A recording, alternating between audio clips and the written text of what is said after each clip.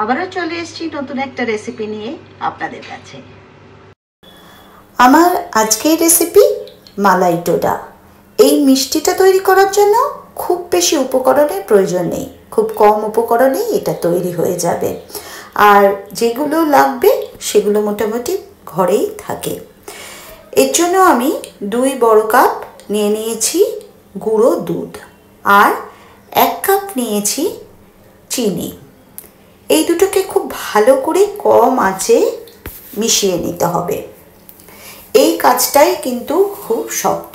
এই কাজটা করতে করতে একদম অন্য কাজে মন দেওয়া যাবে না, তাহলে কিন্তু মিষ্টি একদম সুস্বাদু হবে না।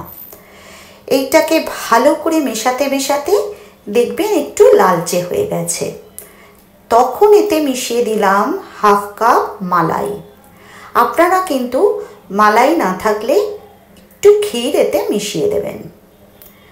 দেখুন চিনি আর দুধ একদম মিলেমিশে গিয়ে রঙটা পরিবর্তন হয়ে গেছে। যারা আমার এই ভিডিওটা যেখান থেকে দেখছেন লাইক কমেন্ট শেয়ার করতে ভুলবেন না। মিশিয়ে দিলাম 1 বড় চামচ ঘি। আবার ভালো করে এটা নাড়াচাড়া করতে হবে।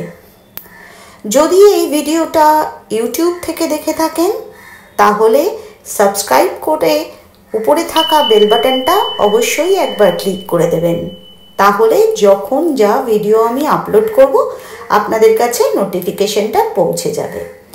আর যদি ফেসবুক বা ইনস্টা থেকে দেখে থাকেন তাহলে অবশ্যই আমাকে ফলো করে নেবেন। ব্যাস, মিষ্টি কিন্তু রেডি। এবারে একটা পাত্রে কিছুটা ঘি মাখিয়ে এই মিষ্টিটা ঢেলে দিতে হবে একটু ঠান্ডা হওয়ার জন্য। এটা কিন্তু গরম অবস্থাতেই কাজটা করবেন। ঠান্ডা হয়ে গেলে কিন্তু এই কাজটা করা অসুবিধা হয়ে যাবে। মিষ্টি বেশ আঠা আঠা হয়ে গিয়ে ঘনত্বটা এরকম হয়ে যাবে, তখন বুঝতে পারবেন মিষ্টি তৈরি। ভিডিওটা ভালো লেগে থাকলে লাইক কমেন্ট শেয়ার করতে ভুলবেন না। আপনাদের মতামত আমার কাছে ভীষণভাবে মূল্যবান, আর আপনাদের একটা শেয়ারে আমি অনেকের কাছে পৌঁছে যাব। এবারে মিষ্টিটা যখন একদম সেট হয়ে যাবে তখন এটাকে কেটে নিন আর আপনার মনের মতো করে এটা সাজিয়ে নিন। আমি আমন্ড দিয়ে সাজালাম, আপনারা কিন্তু ওপরে পেস্তা বা অন্য কিছু দিয়েও, গোলাপের পাপড়ি দিয়েও সাজাতে পারেন।